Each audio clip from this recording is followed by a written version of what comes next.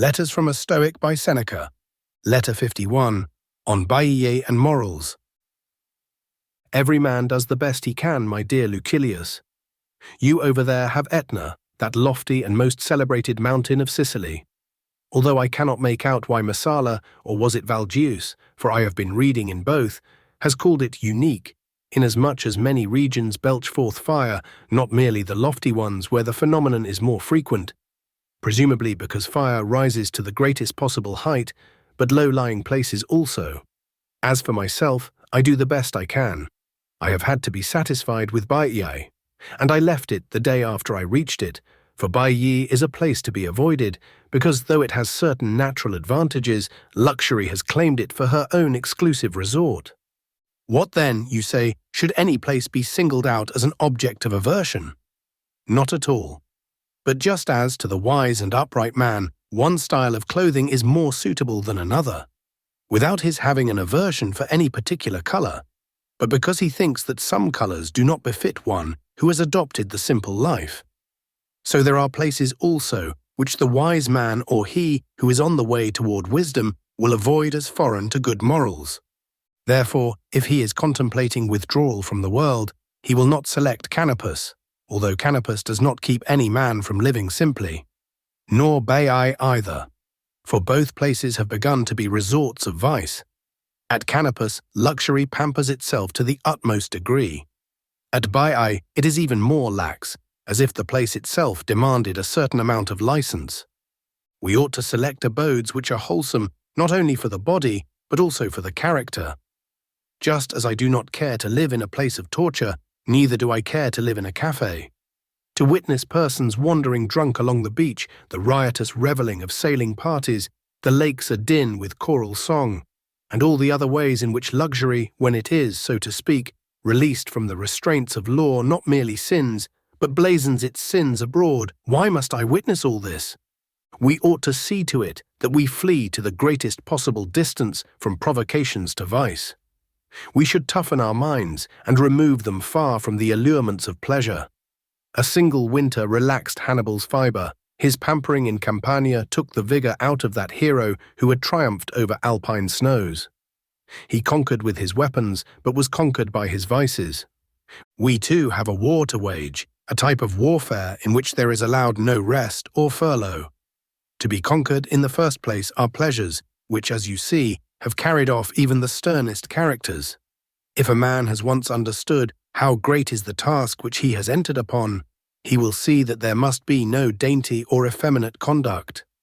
What have I to do with those hot baths, or with the sweating room, where they shut in the dry steam, which is to drain your strength?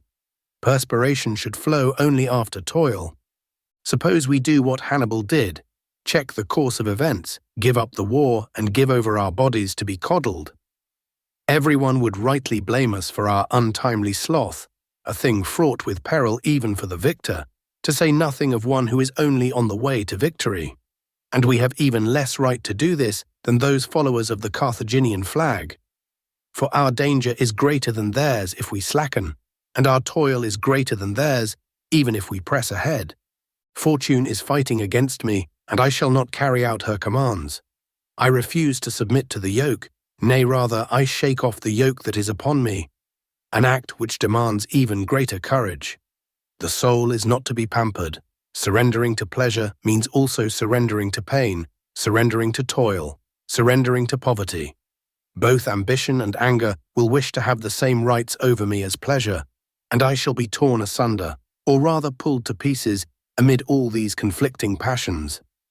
I have set freedom before my eyes, and I am striving for that reward. And what is freedom, you ask? It means not being a slave to any circumstance, to any constraint, to any chance. It means compelling fortune to enter the lists on equal terms, and on the day when I know that I have the upper hand, her power will be naught. When I have death in my own control, shall I take orders from her? Therefore, a man occupied with such reflections should choose an austere and pure dwelling place. The spirit is weakened by surroundings that are too pleasant, and without a doubt one's place of residence can contribute towards impairing its vigor. Animals whose hooves are hardened on rough ground can travel any road. But when they are fattened on soft, marshy meadows, their hooves are soon worn out. The bravest soldier comes from rock-ribbed regions, but the town-bred and the home-bred are sluggish in action. The hand which turns from the plough to the sword never objects to toil, but your sleek and well-dressed dandy quails at the first cloud of dust. Being trained in a rugged country strengthens the character and fits it for great undertakings. It was more honourable in Scipio to spend his exile at Liternum than at Baiae. His downfall did not need a setting so effeminate.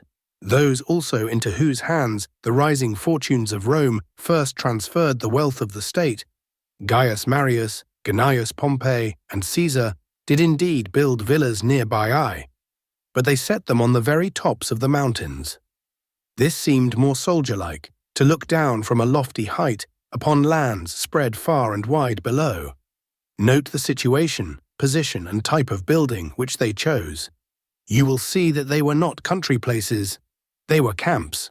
Do you suppose that Cato would ever have dwelt in a pleasure palace, that he might count the lewd women as they sailed past, the many kinds of barges painted in all sorts of colours, the roses which were wafted about the lake, or that he might listen to the nocturnal brawls of serenaders? Would he not have preferred to remain in the shelter of a trench thrown up by his own hands to serve for a single night? Would not anyone who is a man have his slumbers broken by a war trumpet rather than by a chorus of serenaders? But I have been haranguing against Baiae long enough, although I never could harangue often enough against vice. Vice, Lucilius, is what I wish you to proceed against, without limit and without end. For it has neither limit nor end. If any vice rend your heart, cast it away from you, and if you cannot be rid of it in any other way, pluck out your heart also.